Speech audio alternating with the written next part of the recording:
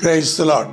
మన ప్రభువును ప్రియరక్షకుడైన యేసుక్రీస్తు నామములో మీకు శుభములు తెలియచేస్తున్నాను. క్రైస్ట్ కౌంటెంట్ చర్చ్ నిర్వహించు మహిమగల సంఘం అనే ఆధ్యాత్మిక కార్యక్రమమును మీరు చూస్తూ దీవించబడుచున్నారని ప్రభువుని స్తుతిస్తూ ఉన్నాం. ఈ కడవరి దినాల్లో దేవుని వాక్యం మనకెంతో అవసరం.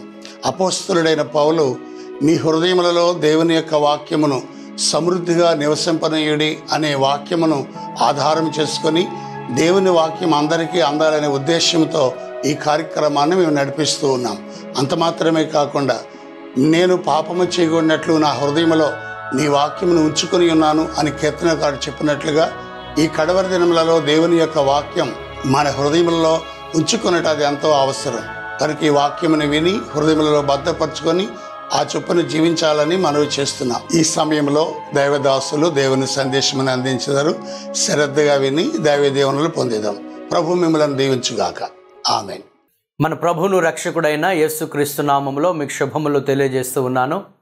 మహిమగల సంఘం అనే ఈ ఆధ్యాత్మిక టీవీ కార్యక్రమానికి ప్రేమతో మిమ్మల్ని ఆహ్వానిస్తున్నాం. ప్రియులారా, ఈ వాక్య సందేశాల ద్వారా మీరు ఎంతగానో దీవించబడుతున్నారని, బలపడుచున్నారని, ప్రభువులో ఎదుగుచున్నారని, ప్రభు రాకడ కొరకు సిద్ధపడుచున్నారని మీ ద్వారా విని ఎంతగానో సంతోషిస్తున్నాము. ప్రభుని ఎంతగానో మహింపరుస్తున్నాం. దేవునికే సమస్తమైన మహిమ, ఘనత, ప్రభావములు కలుగునుగాక. ఈరోజు మనము సజీవులుగా ఉన్నామంటే అది కేవలము దేవుని యొక్క ఉచితమైన కృప. ఎంతోమంది భయంకరమైన ప్రమాదాలకు గురై చనిపోతూ ఉన్నారు. భయంకరమైన వ్యాధులకు గురై తమ ప్రాణాలు కోల్పోతూ ఉన్నారు. ఇటువంటి భయంకరమైన దినములలో మనమందరము సజీవులుగా ఉన్నామంటే అది కేవలము దేవుని యొక్క ఉచితమైన కృప కనుక ఆయన కృపను బట్టి సమస్తమైన మహిమ, ఘనత, ప్రభావములు కలుగునుగాక. ప్రియులారా, ఈరోజు దేవుని యొక్క వాక్యాన్ని మనము ధ్యానం చేద్దాము. మత్తయి సువార్త 7వ అధ్యాయము 7 నుంచి 11 వచనాలు మనము బైబిల్ గ్రంథంలో మనం చూసినట్లయితే అక్కడ ప్రభువు చెప్పిన మాట ఏంటంటే, అడుగుడి మీకు ఇయ్యబడును, వెదకుడి మీకు దొరకును, తట్టుడి మీకు తీయబడును, అడుగు ప్రతి వాడును పొందును, వెదకువానికి దొరుకును, తట్టువానికి తీయబడును. ప్రియులారా, ఇక్కడ మనం గమనించినట్లయితే యేసుక్రీస్తు వారు చెప్తున్న మాట అడుగు ప్రతి వాడు పొందును అనే మాట మనం గమనిస్తూ ఉన్నాం. ప్రియులారా, ఎవరైతే దేవుణ్ణి అడుగుతారో, ప్రభు వారిని అడుగుతారో వారికి తప్పనిసరిగా దేవుడు ధారాళముగా ఆశీర్వాదములు దయచేయు దేవుడు. కింద వచనాల్లో మనం గమనించినట్లయితే, మీలో ఏ మనుషుడైనను తన కుమారుడు తన్ను రొట్టెను అడిగిన వానికి రాతినిచ్చిన, చేపను అడిగిన పామునిచ్చిన, మీరు చెడ్డవారయుండి మీ పిల్లలకు మంచి ఈవులను నెయ్యని ఎరిగి ఉండగా పరలోకమందున్న మీ తండ్రి తను అడుగు వారికి అంతకంటే ఎంతో నిశ్చయముగా మంచి ఈవులనిచ్చును. పిల్లలు, మనం నమ్మిన దేవుడు ప్రతి ఒక్కరికి ఆయన అనుగ్రహిస్తాడు. అందుకే ప్రభు అన్నాడు, అడగండి నేను మీకు ఇస్తానన్నాడు. మనం లేఖనాలు చదివినట్లయితే మీరు అడుగకపోవటం వలన మీరు పొందటం లేదు అని కూడా మనము లేఖనాల్లో మనం చదువుతున్నాం. ప్రియులారా, దేవుని పిల్లలంగా మనకు ఒక గొప్ప ఆధిక్యత మనకు ఆయన అనుగ్రహించాడు. అన్యజనుల వలె మనం దేనిని గురించి చింతించవలసిన అవసరం లేదు, దేని గురించి దుఃఖపడవలసిన అవసరం లేదు, దేని విషయంలోనూ నిరాశ చెందవలసిన అవసరం లేదు. ఎందుకంటే ప్రతి అవసరతను, అక్కరను తీర్చే గొప్ప దేవుణ్ణి మనం కలిగి ఉన్నాం. ఇదిగో మీకు అక్కరగా ఉన్నవేవో మీ పరలోకపు తండ్రికి తెలియను అని యేసుక్రీస్తు వారు మనకు చెప్పినట్లుగా మన మత్తయి సువార్తలో మనం చదువుతున్నాం. ప్రియులారా, మనకు అనేకమైన అవసరతను మనం కలిగి ఉండొచ్చు, అనేకమైన హృదయ వాంఛనని కలిగి ఉండొచ్చు. దేవుని వాగ్దానం ఏంటంటే అడగండి నేను మీకు ఇస్తాను అని. ప్రియులారా, యాకోబు పత్రిక 1వ అధ్యాయము 5 నుంచి 8 వచనాలు మనం గమనిస్తే, మీలో ఎవరికైనా జ్ఞానము కొద్దుగా ఉన్న ఎడల అతడు నన్ను అడగవలను, నేను అతనికి ధారాళముగా ఇస్తానని ప్రభువు చెప్తున్నాడు. ప్రియులారా, అయితే అతడు ఏమాత్రము కూడా సందేహించక దేవుణ్ణి అడగాలి. అతడు ద్విమనస్కుడిగా ఉండకూడదు. ద్విమనస్కుడిగా ఉండినట్లయితే గాలి చేత ఎగిరిపడు సముద్ర తరంగమును పోలి ఉంటాడు. అతడు అస్థిరుడు కనుక అతడికి దేవుడు ఏది అనుగ్రహించడనే మాట మనము యాకోబు పత్రిక 1వ అధ్యాయంలో మనం చదువుతున్నాం. ప్రియులారా, దేవుణ్ణి అడిగితే దేవుడు మనకి ఇస్తాడు. దేవుణ్ణి అడుగనందువల్ల మనం ఏది కూడా పొందుకోలేం. ఒకరోజు రాజైన సొలొమోనుకి జ్ఞానము అవసరమైంది. అతడు బాల్య దినములందే ఆ యొక్క రాజ్యాన్ని పరిపాలించుట కొరకు అతనికి పట్టాభిషేకం చేయబడినప్పుడు దేవుణ్ణి అడిగాడు, దేవా ఇదిగో బుద్ధి జ్ఞానములు నాకు దయచేయు, ఈ యొక్క కార్యములు జరిపించుటకు నాకు బుద్ధి చాలదు, ఈ రాజ్యాన్ని పరిపాలించుటకు నాకు జ్ఞానము వివేకము లేదు అని దేవుని అడిగినప్పుడు పిల్లరా, దేవుడు అతని ప్రార్థన విని దేవుడు అతనికి జ్ఞానముతో పాటు ఐశ్వర్యమును, ఘనతను, జీవమును కూడా ఇచ్చినట్లు మనము రాజుల మొదటి గ్రంథం 3వ అధ్యాయంలో మనం చదువుతున్నాం. దేవుని యొక్క ప్రజలు ఏ అవసరతలో ఉన్నా దేవుడు వారిని దీవించాడు. ఇశ్రాయేలు ప్రజలకు మన్నాహారంతో పోషించాడు. కఠినమైన బండను సైతం బద్దలు కొట్టి మధుర జలమును వారికి ఇచ్చాడు. ఎప్పుడు ఏది అవసరమైనా ప్రభువుకు మొరపెట్టినప్పుడు ప్రభు వారికి ఇచ్చాడు. ప్రియ సహోదరి సహోదరుడా, నీవు ఏ పరిస్థితిలో ఉన్నా, నీవు ఎటువంటి అక్కరలో ఉన్నా దేవుడు తీర్చలేని అక్కర అంటూ ఏమీ లేదు. అయితే ప్రభు మన అక్కరలను తీర్చాలంటే యోహాను రాసిన మొదటి పత్రికలో మనం చదువుతున్నాము, దేవుని చిత్తానుసారముగా మనం ఏది అడిగినానో ఆయన మనకు అనుగ్రహిస్తాడని.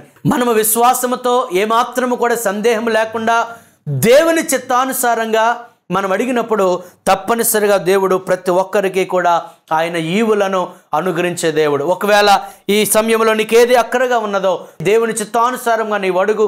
దేవుని మాట నీలో ఉన్నప్పుడు, దేవుని వాక్య ప్రకారం నీ జీవించినప్పుడు నీ అక్కర్లన్నీ ఆయన తీరుస్తాడు. ఇక్కడ ఒక సంగతి మనం గమనించాలి. దేవుడు ప్రియులారా, మనం అడిగినవన్నీ ఆయన ఇవ్వకపోవచ్చు, కానీ మనకు అవసరమైనవన్నీ కూడా ఆయన తప్పనిసరిగా ఆయన అనుగ్రహిస్తాడు. అందుకే దేవుడు మన అక్కర్లను తీరుస్తాడు కనుక ఆయన అడుగుదాం, ఆయన నుంచి మనం పొందుకుందాం. ఆయన ఎవరిని కాదనడు. ఆయన యొద్దకు ఎంతోమంది వచ్చారు. ఆయన వచ్చిన ప్రతి ఒక్కరికి వారి వారి అక్కర కొలది ప్రభు వారికి ఇచ్చినట్లుగా మనం గమనిస్తూ ఉన్నాం. ఇంకా మనం ఆలోచన చేసినట్లయితే పిల్లల, ప్రభువుని అడిగినప్పుడు విశ్వాసంతో అడగాలి, దేవుని చిత్తానుసారముగా అడగాలి. ఏమాత్రము కూడా దురుద్దేశముతో, స్వలాభాపేక్షతో ఆయన అడగకూడదు. అప్పుడే దేవుడు మన జీవితాల్లో ఘనమైన కార్యాలు ఆయన జరిగిస్తాడు. ఇంకా మనం లేఖనాలు పరిశీలించినట్లయితే యోహాను సువార్త 3వ అధ్యాయము 16వ వచనంలో ఈ విధంగా వ్రాయబడి ఉంది, దేవుడు లోకమును ఎంతో ప్రేమించెను, కాగా ఆయన తన అద్వితీయ కుమారునిగా పుట్టిన వాని యందు విశ్వాసముంచు ప్రతి వాడును నశింపక నిత్య జీవము పొందునట్లు ఆయనను అనుగ్రహించెను.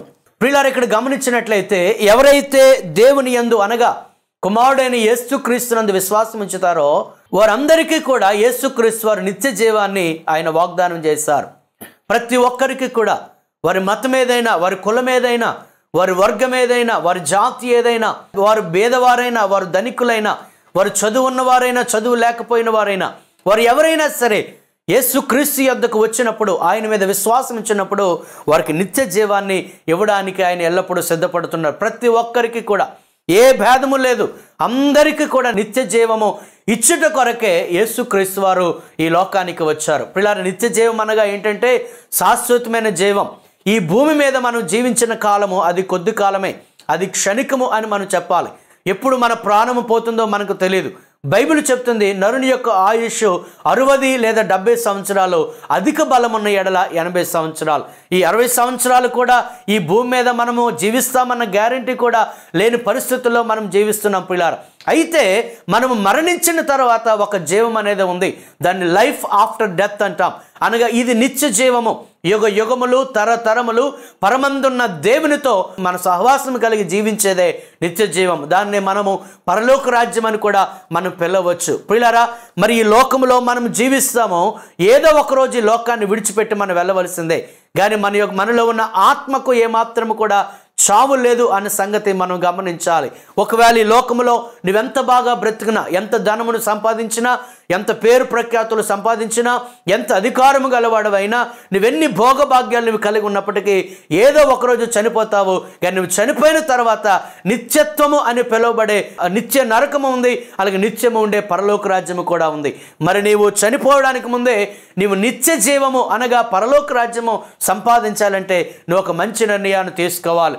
ఒకరోజు ఒక యవనస్తుడైన వాడు, ఒక ధనవంతుడైన వాడు, ఒక అధికారి అయిన వ్యక్తి యేసుక్రీస్తు యొద్దకు వచ్చి అడుగుతున్నాడు, ప్రభువా, బోధకుడా, నేను నిత్య జీవం పొందాలంటే నేను ఏం చేయాలి అని ప్రభువుని అడిగాడు. పిల్లారా, అతనికి ఆశ ఉంది. నా దగ్గర ఎంత అధికారం ఉన్నా, నేను ఎంత డబ్బును సంపాదించినా, నాకెంత యవ్వన బలమున్నా, నేను చనిపోతే ఇవేవి కూడా నాతో రావు, నాతో పాటు ఉండవు.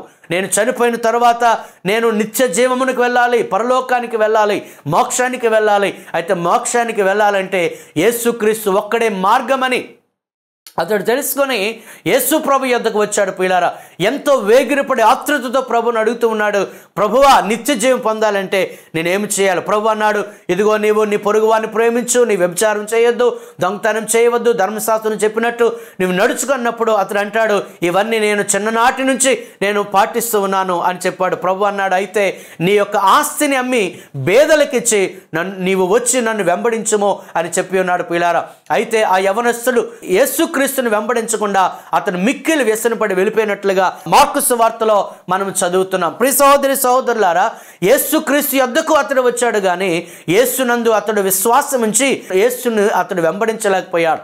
ఈ రోజు కూడా యేసునందు ఎంతోమంది, యేసు యొద్దకు ఎంతోమంది వస్తూ ఉన్నారు కానీ యేసు ప్రభువుని వెంబడించడం లేదు. మరి యేసుని వెంబడించినప్పుడే నీకు నిత్య జీవము కలుగుతుంది. యేసుక్రీస్తు వారు ఎవరైతే ఆయన యందు విశ్వాసం ఉంచి ఆయన వెంబడిస్తారో ప్రతి ఒక్కరికి కూడా నిత్య జీవాన్ని ఆయన వాగ్దానం చేశాడు. ఈరోజు ఎంతో గొప్ప గొప్ప ధనవంతులు చనిపోతూ ఉన్నారు, గొప్ప గొప్ప పేరు ప్రఖ్యాతులు కలిగిన వారు చనిపోతూ ఉన్నారు. మరి నీవు ఎప్పుడు ఈ లోకాన్ని విడిచిపెడతావో నీకు తెలియదు. గ్యారంటీ లేని జీవితము మానవ జీవితం కనుక నీ జీవితాన్ని ప్రభువుకు సమర్పించుకొని నీవు నిత్య జీవానికి అనగా మోక్ష రాజ్యానికి స్వతంత్రుడు అవ్వాలని ప్రభు పేట తెలియజేస్తూ ఉన్నాను. ప్రియులారా, యేసు చెప్పిన మాట ఏంటంటే, నేనే మార్గము, నేనే సత్యము, నేనే జీవమునని యేసుక్రీస్తు వారు చెప్పారు. నా యొద్దకు వచ్చిన వారిని నేనేమాత్రము త్రోసివేయను, ఇదిగో నేను వారికి జీవమును అనగా నిత్య జీవమును ఇస్తానని ప్రభు చెప్పి ఉన్నాడు. యేసు ద్వారానే నిత్య జీవము కనుక ఈరోజు యేసునందు విశ్వాసం ఉంచి నీ పాపములు ఒప్పుకొని యేసుక్రీస్తుని సురక్షకునిగా ప్రభువుగా నీవు అంగీకరించినట్లయితే నీకు నిత్య జీవాన్ని ఆయన వాగ్దానం చేశాడు. కనుక నీకు నిత్య జీవను మాత్రమే కాదు, ఈ భూమి మీద నీవు జీవించినంత కాలము నీ జీవితంలో సంతోషమును సమాధానమును ఆయన నింపడానికి ఆయన ఇష్టపడుతూ ఉన్నాడు. ప్రియులారా, ఇంకా మనం లేఖనాలు గమనించినట్లయితే యోహాను సువార్త 1:12 వచనంలో ఈ విధంగా రాయబడింది, తన్ను ఎందరు అంగీకరించడో వారికి అందరికీ అనగా తన నామమునందు విశ్వాసం ఉంచిన వారికి దేవుని పిల్లలగుటకు ఆయన అధికారము అనుగ్రహించెను. ప్రియులారా, ఎవరైతే యేసుక్రీస్తును అంగీకరిస్తారో వారి అందరికీ కూడా అనగా ప్రతి వానికి ఆయన పిల్లలగుటకు, దేవుని పిల్లలగుటకు ఆయన అధికారం ఇచ్చాడు. ప్రియులారా, మనమందరము కూడా అపవాది సంబంధులము, మనము దుష్ట సంబంధులము అని యోహాను సువార్త 8:44 వచనం నుంచి మనము చదువుతూ ఉన్నాం. ప్రియులారా, ఒకనాడు మనం అపవాది సంబంధులమే, కానీ ఎప్పుడైతే యేసుక్రీస్తునందు విశ్వాసం ఉంచామో పరమ తండ్రి అయిన దేవునికి మనకు మధ్య మంచి సంబంధము ఏర్పరచబడింది. ప్రియులారా, క్రైస్తవ్యం అంటే అది ఒక మతము కాదు, కానీ క్రైస్తవ్యం అనేది దేవునితో మనకు ఉన్న ఒక గొప్ప సంబంధం. Christianity is not a religion but it is the relationship between God and human being. ప్రియులారా, క్రైస్తవ్యం అంటే ఒక సత్సంబంధము, దేవునికి మనకు మధ్య సంబంధం. ప్రియులారా, ఎప్పుడైతే మానవుడు ఆదిలో పాపం చేసి ఉన్నాడో దేవునికి మానవుకి మధ్య ఉన్న సంబంధము తెగిపోయింది. అందుకే దేవుణ్ణి చేరుకోవాలని, దేవుని యొద్దకు వెళ్ళాలని మానవుడు ఎంతో ప్రయత్నం చేస్తున్నాడు, కానీ ఆ సంబంధం ఏమాత్రము కూడా తిరిగి పునరుద్ధరించబడటం లేదు. అందుకే యేసుక్రీస్తు వారు పరలోకమును విడిచిపెట్టి మన కొరకు ఈ లోకానికి వచ్చాడు. ఆయన పరమ తండ్రి అయిన దేవునికి మానవులకి మధ్య ఒక వారిదిగా ఉండి కలువరి సిలువలో ఆయన మరణించి ఉన్నాడు. ఎవరైతే ఆయనందు విశ్వాసం ఉంచుతారో, ఎవరైతే యేసుక్రీస్తు మరణమునందు విశ్వాసం ఉంచుతారో వారికి దేవునికి మధ్య మంచి సంబంధం ఏర్పరచబడుతుంది. ఇది ఎటువంటి సంబంధం అంటే తండ్రికి పిల్లలకు ఉండే సంబంధం. అందుకే రోమీయులకు రాసిన పత్రిక 8:14 వచనం నుంచి మనం చదివినట్లయితే అబ్బా తండ్రి అని మొర్ర పెట్టుకునే భాగ్యము దేవుడు మనకు అనుగ్రహించాడు. ఈ లోక సంబంధమైన తల్లిదండ్రుల కన్నా పరమ తండ్రిని దేవుడు మనం ఎంతగానో ప్రేమిస్తూ ఉన్నాడు. నీ తల్లి ప్రేమ కన్నా, నీ తండ్రి ప్రేమ కన్నా, నీ బంధుమిత్రుల ప్రేమ కన్నా, నీ స్నేహితుల ప్రేమ కన్నా నిన్ను పుట్టించిన పరమ తండ్రి అయిన దేవుని ప్రేమ ఎంతో గొప్పది. ఆయన ప్రేమ శాశ్వతమైనది. అందుకే ఈరోజు నీవు ప్రభునందు విశ్వాసం ఉంచినట్లయితే ఆ పరమ తండ్రి అయిన దేవునితో నీకు మంచి సంబంధము ఏర్పరచబడుతుంది. అప్పుడు దేవునికి నీకు మధ్య ఉన్న సంబంధం బట్టి నీ హృదయం సంతోషముతో సమాధానముతో నింపబడుతుంది. ప్రియులారా, మనం గమనించినట్లయితే యేసుక్రీస్తు వలన మనం తండ్రి అయిన దేవుని యొద్దకి మనం ధైర్యముగా మనము చేరుకోగలం. ఆనాడు ఆదామవ్వలు పాపం చేసినప్పుడు వారు చెట్లు వెనుక దాక్కొని ఉన్నారు. ఎందుకంటే వారు పాపం చేశారు, దేవునికి వారికి మధ్య సంబంధం తెగిపోయింది. మరి ఈరోజు యేసుక్రీస్తు కలువరి సిలువలో ఆయన మరణించడం వలన పరమ తండ్రి అయిన దేవునికి మనకు మధ్య సంబంధం ఏర్పరచబడింది కనుక ఈరోజు ధైర్యముగా ప్రభు యొద్దకు మనం వెళ్ళగలం. తండ్రి అని ఆయన మనం మొరపెట్టుకొనగలం. ఎప్పుడైతే తండ్రి అని మనం మొరపెడతామో ఆయన మన జీవితాల్లో ఘనకార్యాలు ఆయన మన జీవితంలో చేస్తాడు. ఒకవేళ లోక సంబంధంగా మీ యొక్క తల్లిదండ్రులైన వారు ఒకవేళ వారి స్తోమత తక్కువ కావచ్చు, వారి జ్ఞానము తక్కువ కావచ్చు, వారు నీవు అనుకున్నవన్నీ చేయలేకపోవచ్చు. ఎందుకంటే వారి జ్ఞానము పరిమితమైనది. కానీ బుద్ధి జ్ఞాన సర్వసంపదలు కలిగిన పరమ తండ్రి అయిన దేవుడు నీవు కలిగి ఉన్నప్పుడు నీ జీవితంలో ఆయన ఘనమైన కార్యాలు ఆయన చేస్తాడు. అయితే నువ్వు చేయవలసిన పని ఏంటంటే యేసు క్రీస్తునందు విశ్వాసం ఉంచితే నీవు అప్పుడు దేవుని బిడ్డగా మార్చబడతావు. దేవునికి నీకు మధ్య సంబంధము ఏర్పరచబడుతుంది. నీ హృదయము సంతోషముతో సమాధానముతో నింపబడుతూ ఉంది. పిల్లరా, ప్రకటన గ్రంథం 22వ అధ్యాయము 12వ వచనం మనం గమనించినట్లయితే మరి ఒక మాట అక్కడ మనము ధ్యానం చేయవచ్చు. ఇదిగో త్వరగా వచ్చుచున్నాను, వాని క్రియ చొప్పున ప్రతి వానికిచ్చుటకు నేను సిద్ధపరిచిన జీతము నా యొద్ద ఉన్నది. ప్రియులారా, మనం నమ్మిన దేవుడు ఎవరు అంటే ఆయన ప్రతి వారికి వాని క్రియల చొప్పున ఆయన జీతము సిద్ధపరిచి ఉన్నాడు. ప్రియులారా, యేసుక్రీస్తు 2018 సంవత్సరాల క్రితం ఈ లోకానికి నరరూపిగా వచ్చాడు. సమస్త మానవాళి పాపముల కొరకు ఆయన కల్వరి శిలువలో రక్తాన్ని చిందించాడు. ఆయన మరణించి సమాధి చేయబడి 3వ దినమున ఆయన తిరిగి లేచాడు. ఆయన ప్రజలకు తాను పునరుత్థానుడయ్యానన్న సంగతి ప్రజలకు తాను ప్రత్యక్షపరుచుకొని అందరూ చూస్తుండగా ఆయన పరలోకమునకు ఆరోహణమయ్యాడు. ప్రియులారా, ఎలాగైతే ఆయన ఆరోహణమయ్యాడో మరలా అదే రీతిగా ఆయన రాబోతూ ఉన్నాడు. యేసుక్రీస్తు రెండవసారి వచ్చినప్పుడు ఆయన న్యాయాధిపతిగా ఆయన రాబోతూ ఉన్నాడు.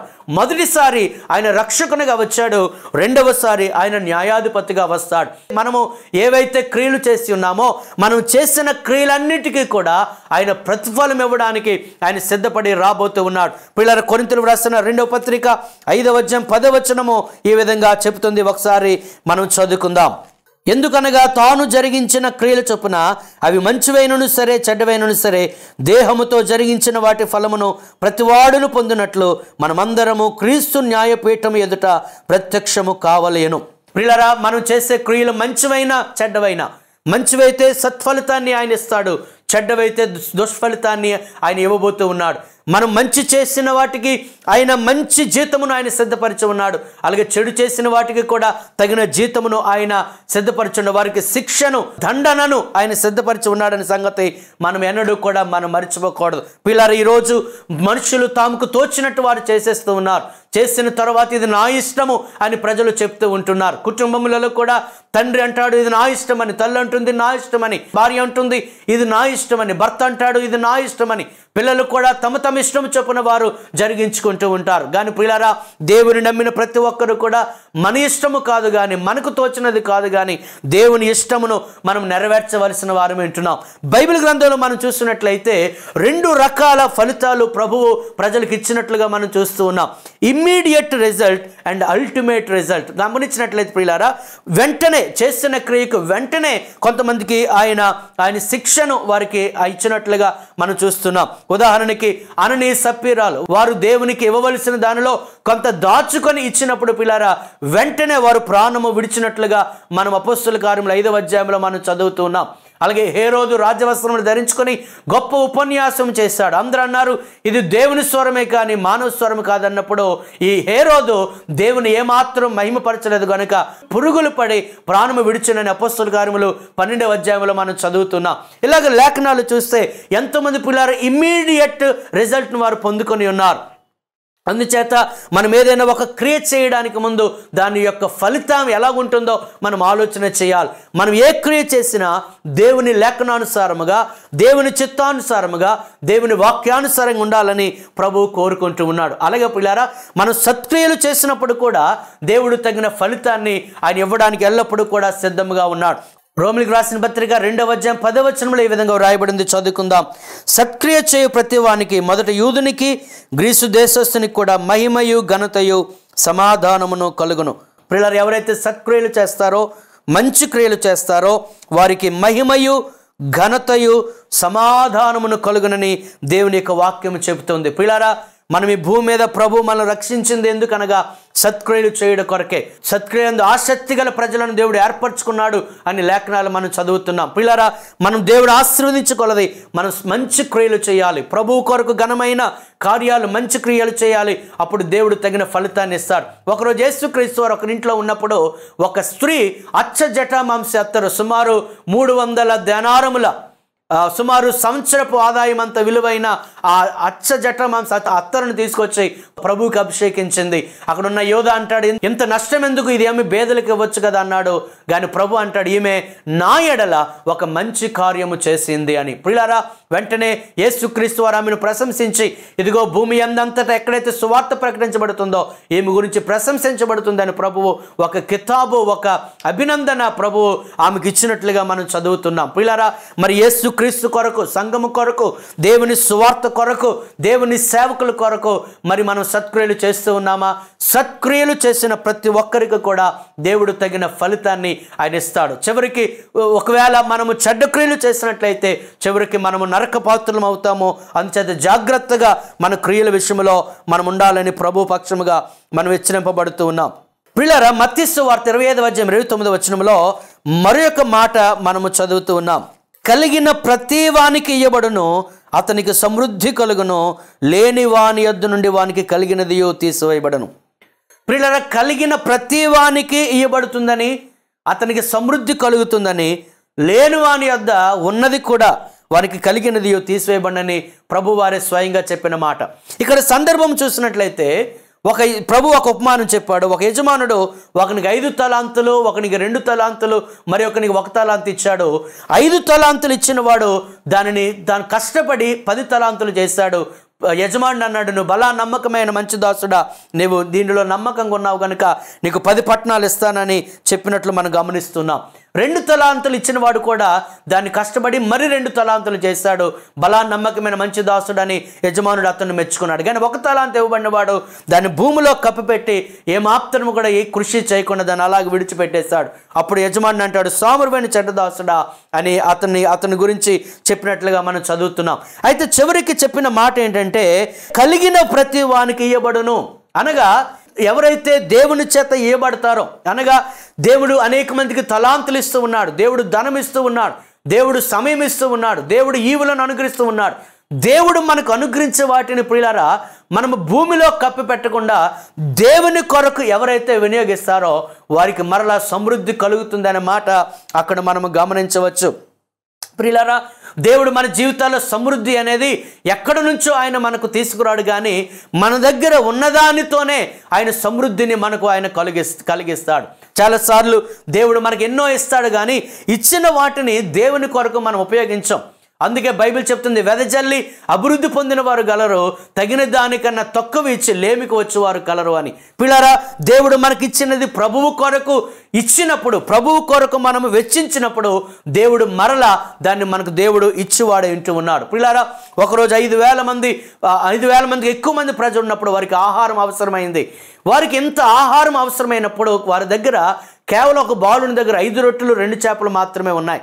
యేసుక్రీస్తు ఎక్కడి నుంచో ఆయన అద్భుతం చేయలేదు, కానీ ఆ 5 రొట్టెలను 2 చేపల నుంచే 5,000 మంది కంటే ఎక్కువ మందికి ఆహారాన్ని ఇచ్చినట్లు గమనిస్తున్నాం. పిల్లరా, అతనికి కలిగినది ప్రభువుకి ఇచ్చినప్పుడు దానిలో నుంచి దేవుడు ఆశీర్వాదాన్ని ఇచ్చాడు. ఒకరోజు మోషేతో దేవుడు అన్నాడు, మోషే నీ చేతిలో ఏముంది అనగా మోషే అంటాడు, నా చేతిలో కర్ర ఉంది అని.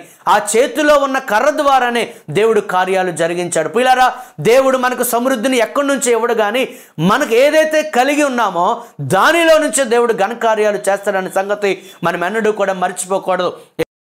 ఒక ప్రవక్త ఉండేవాడు, అకస్మాత్తుగా ప్రవక్త చనిపోయాడు. ఇప్పుడు తన భార్య వచ్చి ఎలీషా అనే దైవజనుడి ఎదుగుకు వస్తుంది, ఇదిగో నా భర్త చనిపోయాడు, అప్పుల వారు వచ్చి నా బిడ్డలిద్దరిని కూడా బానిసలుగా తీసుకెళ్ళిపోతారన్నారు, ఏం చేయాలో తెలియట్లేదు అన్నప్పుడు ఎలీషా అంటాడు, నీ యొద్ద ఏమి ఉంది అన్నప్పుడు ఆమె అంటది, నా యొద్ద ఒక నూనె కొండ ఉంది, అయితే ఆ నూనె కొండ ద్వారానే దేవుడు ఘనకార్యం చేయబోతున్నాడని. అయితే మిగతా పాత్రలన్నీ కూడా సమకూర్చబడినప్పుడు పిల్లారా అక్కడ ఉన్న దానిలో నుంచే దేవుడు ఘనమైన కార్యాన్ని జరిగించాడు. అలాగే ఏలియా కాలంలో సారిపత్తులో ఉన్న ఒక విధవరాలు ఆమెకున్న కొద్దిగా ఉండే పిండి అలాగే కొద్దిగా ఉండే నూనెలో నుంచే అక్కడ ఘనమైన కార్యం జరిగినట్లుగా అక్కడ మనం గమనిస్తున్నాం. దేవుడు మనం ఏదైతే కలిగి ఉన్నామో కలిగిన దానిని ప్రభువు కొరకు మనం ఉపయోగించినప్పుడు దేవుడు ఘనమైన కార్యాలు చేస్తాడు. ఈరోజు చాలామంది ఎంతో ధనమును సంపాదిస్తూ ఉన్నారు. వారి కొరకే, వారి కుటుంబము కొరకే, వారి భోగభాగ్యాల కొరకే, వారి వసతులు సౌకర్యాల కొరకే, వారి సుఖము కొరకే ఉపయోగిస్తున్నారు. కానీ పిల్లారా, చాలామంది దేవుని పని కొరకు తమ ధనమును వెచ్చించటం లేదు. ప్రజలకు ఇవ్వడానికి, వృధా చేయడానికి ఎంతో ధనాన్ని వారు ఇస్తున్నారు, కానీ దేవుని పని కొరకు, దేవుని పరిచర్య కొరకు ఇచ్చేవారు ఈరోజు చాలా తక్కువగా ఉన్నారు. కానీ దేవుడు ఈరోజు మనకు చెప్తున్న మాట ఏంటంటే, మనకు కలిగినది ప్రభువుకి మనం సమర్పించినప్పుడు దానిలో నుంచి దేవుడు సమృద్ధినిస్తాడు, దేవుని కార్యాలు జరుగుతాయి. ఇంకా సామెతల గ్రంథం 29వ అధ్యాయము 26వ వచనం గమనించినట్లయితే, దేవుడు ప్రతి వానికి న్యాయం తీరుస్తాడనే సంగతి అక్కడ మనం గమనిస్తూ ఉన్నాం. లోకస్వార్త 18వ అధ్యాయంలో ఒక విధవరాలికి న్యాయం తీర్చబడినట్లు ప్రభు ఒక ఉపమానం చెప్పాడు. అలాగే ఈరోజు ఒకవేళ నీకు అన్యాయం చేయబడినట్లయితే, మనుషులు నీకు అన్యాయం చేసినట్లయితే, ప్రభువుకి నీకు మొరపెట్టినప్పుడు దేవుని జీవితంలో న్యాయం తీర్చడానికి ఆయన ఎల్లప్పుడూ కూడా సిద్ధముగా ఉన్నాడు.